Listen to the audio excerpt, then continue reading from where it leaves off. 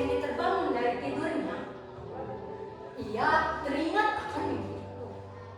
Tanpa berpikir panjang, Mbok Srini bergegas menuju hutan dan mengambil sebuah bungkusan itu di bawah pohon besar. Ketika ia berbalik badan, betapa mengejutkannya.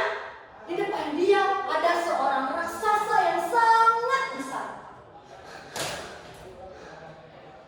Tuan raksasa, jangan makan aku. Aku masih ingin hidup lebih lama, Tuan raksasa.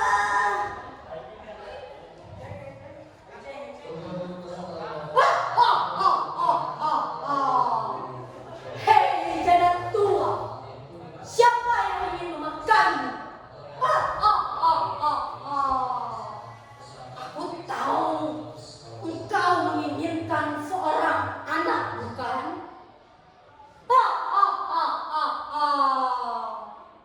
Lihat di dalam bungkusan itu ada satu butir timun yang masih bijimu.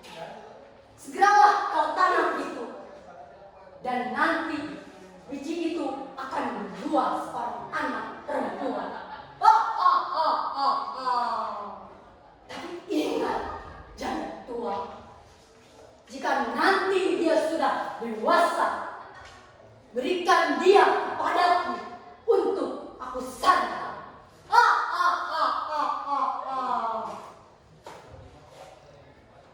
Tanpa pikir panjang, Mbok Srini bergegas menuju ladang rumahnya untuk menanam biji timun tersebut. Setiap harinya, Mbok Srini selalu menyiram biji timun itu dan menyayanginya seperti anaknya sendiri. 2 bulan berlalu, biji timun itu berbuah sangat besar. Sampai-sampai Mbok Srini kaget karena timun itu beda dari timun lainnya. Timun itu berwarna kuning keemasan. Akhirnya Mbok Srini pun memetik timun itu dan membelahnya di rumah. Mbok Srini kaget. Ternyata yang raksasa itu bilang benar. Di dalamnya ada seorang bayi perempuan. Mbok Srini sangat senang. Akhirnya Mbok Srini menamai bayi itu dengan nama Timun Mas. Hari semakin berlalu, Timun Mas semakin dewasa. Namun Mbok Srini sangat cemas akan apa yang dibilang oleh raksasa pada saat itu. Mbok Srini selalu menangis, termenung, dan memikirkan semuanya. Namun Mas bingung, kenapa Mbok Srini itu selalu seperti itu. Akhirnya Timun Mas bertanya kepada Mbok Srini, Ibu kenapa? Akhir-akhir ini aku lihat Ibu selalu termenung, menangis, dan melamun. Awalnya Mbok Srini tidak ingin bercerita kepada Timun Mas. Namun akhirnya Mbok Srini pun cerita akan hal itu. Timun Mas kaget. Dan Timun Mas berkata, Ibu, aku tidak ingin diambil raksasa tersebut, Ibu. Aku sayang pada Ibu. Aku takut, Ibu. Mendengar itu, Mbok Srini bingung apa yang harus dia lakukan. Akhirnya Mbok Srini dan Timun Mas pun berpikir satu cara. 1 minggu sebelum kedatangan raksasa itu datang kepada pemimpin yang Mbok Srini kembali. Raksasa tersebut mengingatkan bahwa seminggu lagi raksasa tersebut akan datang ke rumah Mbok Srini. 1 minggu berlalu, akhirnya raksasa pun datang ke rumah Mbok Srini.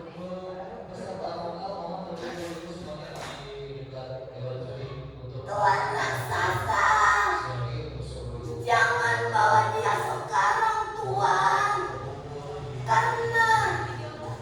Dia sedang sakit keras, Tuan. Jika engkau mengambilnya sekarang, dagingnya tidak akan enak, Tuan. Mendengar itu, raksasa pun berpikir, betul juga. Akhirnya raksasa berbicara kepada bos. Baiklah, jangan tua. Aku akan kesini lagi dalam 3 hari. Jika kau berbohong, lihat. Akhirnya raksasa itu pun pergi dari pekarangan rumah. Namun kecemasan bos ini kembali datang lagi karena ia belum siap untuk itu. Akhirnya bos ini mempunyai ide. Dia berlari menuju atas gunung untuk menemui seorang petapa.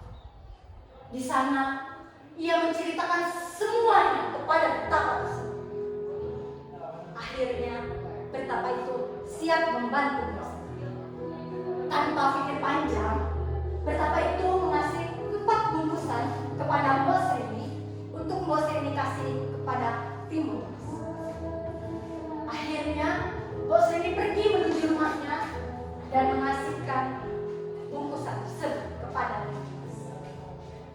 Setelah 3 hari berlalu, akhirnya raksasa itu datang kembali ke rumah bos ini.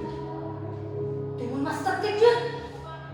Akhirnya Timun Mas berlari sangat kencang menuju hutan. Raksasa tersebut tidak tinggal diam. Ia mengikuti apa yang Timun Mas jalan. Akhirnya di tengah perjalanan, Timun Mas merasa cemas. Ia harus berbuat apa? Setelah ia melihat 4 bungkusan tersebut, akhirnya dia membuka 1 bungkusan tersebut yang berisi timun biji. Tanpa pikir panjang, Timun Mas mengaurkan semuanya. Akhirnya raksasa tersebut terikat oleh dahan timun tersebut. Namun raksasa tersebut berhasil melepaskannya. Timun Mas kaget. Kenapa raksasa itu bisa? Akhirnya Timun Mas berlari lagi sekencang mungkin. Ia membuka bungkusan kedua yang berisi garam. Tanpa pikir panjang, Timun Mas pun mengaurkan garam itu. Akhirnya ladang itu menjadi sebuah sungai yang sangat dalam. Namun raksasa itu bisa melewatinya. Timun Mas makin panik, sedangkan bungkusannya hanya tersisa 2. Apakah ini akan berhasil? Tanpa pikir panjang, Timun Mas pun mengambil bungkusan itu, yaitu sebuah paku. Timun Mas menyebarkan paku itu dengan sangat baik. Akhirnya ladang itu menjadi sebuah pohon yang sangat tinggi, yang sangat memiliki banyak duri-duri.